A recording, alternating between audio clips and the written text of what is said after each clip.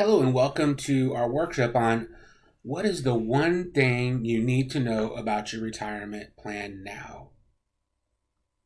Obviously, we are in the midst of a health crisis, which is spawning a financial crisis, and we don't know where it's all going to end up. Obviously, a lot of stimulation has occurred financially, that is, from the government, and we hope that that will help to stabilize things. But if you are nearing retirement or are in retirement, it could be a scary time. And so we're going to spend just a few minutes this evening talking about what is the one thing you need to know about your retirement plan now. We can't emphasize that word plan enough because unfortunately a lot of folks just go at retirement thinking that a balanced portfolio is all that's needed, not realizing that what you did for retirement is vastly different than what you're going to have to do to stay retired once you enter retirement. So to set the stage, let's talk a little bit about the difference between accumulating money and distributing money. And this will help us to know what the one thing we need to do now is. When we're accumulating money and we go through a market cycle, much like we're going through now, it's actually a positive thing. Although scary, it could be very positive. Let's look at an example here. Let's say that you're putting $1,000 aside for your retirement savings.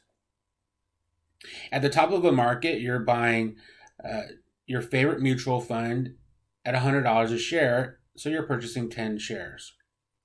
As the market declines, you have the intestinal fortitude to continue to make those deposits. And now instead of selling at $100 a share, they're selling at $10 a share. Your $1,000 purchases 100 shares. The market eventually recovers and your 100 shares are now worth $100 a share. It's a very good thing, as Martha Stewart might say. But now let's look at the same exact scenario, except for instead of putting money away for retirement, we're taking money out to supplement our income. We'll use the same example of $1,000. At the top of a market, you'd have to sell 10 shares to raise the $1,000 of income that you need. But as the market goes down, your need for income doesn't change, and so you have to sell more shares to generate the same income. In this example, you'd have to sell 100 shares. Obviously, the significant difference is you've locked in those losses and do not get to participate in the recovery of those 100 shares that were sold. Once again, emphasizing the fact that what you did to get you to retirement is vastly different than what you're going to have to do to get through retirement, especially in times like these. So let's take a look at what a lot of folks are doing and where the hazard to that might be. We're going to look at an example called the sequence of returns and how it affects those that are saving versus those that are distributing retirement assets. In our example here, you'll note that we have $100,000 in the beginning as a balance. We have a sequence of returns that is exactly the same except for in reverse. On the left-hand screen, we have a positive rate of return early in the saving cycle. On the right hand, we have a negative rate of return early in the saving cycle. At the end of the day, it's the same average of 5.4%. And when you're saving for retirement, the end result is actually exactly the same. Nearly $300,000, $285,000, $269,000. But let's use this exact same example, except for now, instead of letting the money grow or save, we're now going to see what happens when these sequence of returns occur during a withdrawal phase or retirement phase of a cycle. So same example as far as returns are concerned. On the left-hand side, we have positive returns early. On the right-hand side, we have negative. For the poor individual whose experience is like Bob and Barbara, they ran out of money early. Our withdrawal is just a straight percentage, 4%, which is often a Wall Street rule of thumb, with very little planning as far as a withdrawal strategy. If Jim and Mary is the person and they're so fortunate to have retired into a positive market, obviously it doesn't play as big a role. But if you're retiring now or are retired now and you're having to take money out of your retirement account, perhaps to supplement your Social Security, or if you're fortunate enough to have a pension, and do not have a real withdrawal strategy, this could have devastating effects on your long-term retirement income plan. So this gets us into the one thing you need to know about your retirement plan now.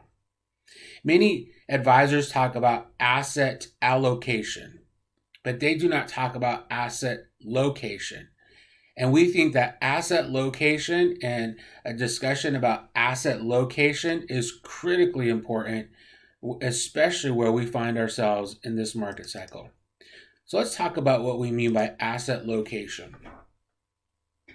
We believe that a properly constructed plan should have three primary components. Component number one is represented in the yellow bucket, is a strategy to safely deposit money into your checking account every month to supplement your Social Security and pension if you have one. This enables you to have an experience similar to that while you were working. Just like while you were working, you had a direct deposit. That direct deposit was used to pay your bills. You need to have a similar experience to seamlessly transition into retirement. We also believe that you should have money in the bank for unexpected emergencies. The reason why these two components are so critical to a long-term investment strategy, or a retirement plan rather, is it allows you to take on a longer-term perspective and be less emotional, not non-emotional, but less emotional about the ups and downs of the market, allowing you to grow your money over the long haul, which we believe is critically important because we know things are not going to go down in cost, but rather go up in costs. So this asset location, which many advisors do not talk about, is the one thing you really need to know now as far as your retirement plan is concerned. A specific strategy to raise the money you need every month to pay your bills and money in the bank so that you could have relative peace of mind during these turbulent times and not lock in losses as we experience market turmoil. And let's take a look at why not reacting emotionally to a market cycle is so important. If we could see here, this is what investing $10,000 in the S&P 500 would have done for an individual from 2002 to 2018. They would have grown their money to nearly $43,000 during that time if they had the intestinal fortitude to ride out those ups and downs in the market. But what's interesting here is if during that time frame they missed just the 5 best months, their total return would have been cut by almost 50%. And if we see here the best months in the market during that time frame, they usually were followed by the worst months in that time frame. And we saw that play out here recently, where we had some of the worst days followed by historical positive days in the market, even over the past 30 to 45 days. Having the emotional fortitude to stay invested, but more importantly, having a plan that allows you to stay emotionally detached or emotionally invested is so critically important. To reinforce that, let's look at the experience that some faced during the Great Recession. Here's a hypothetical analysis of individual that was invested in the markets, starting out with $100,000 and riding out the Great Recession. The green line is the person that stayed invested. The gray line is the person that reacted emotionally, got out, then got back in whenever they thought that the turmoil was over.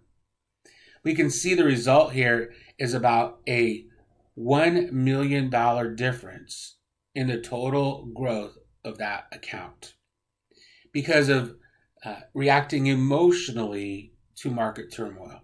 Once again, reinforcing why asset location is so much more important than asset allocation during turbulent times.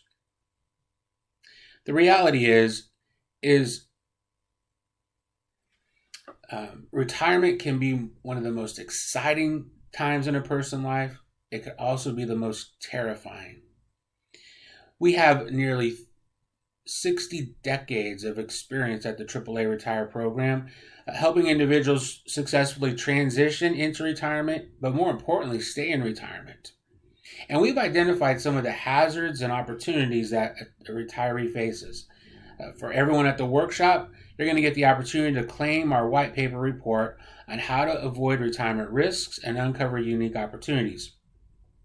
We drill down more on some of the things we talked about in this brief workshop and also help you uncover opportunities that you should be looking for whenever it comes to your retirement plan.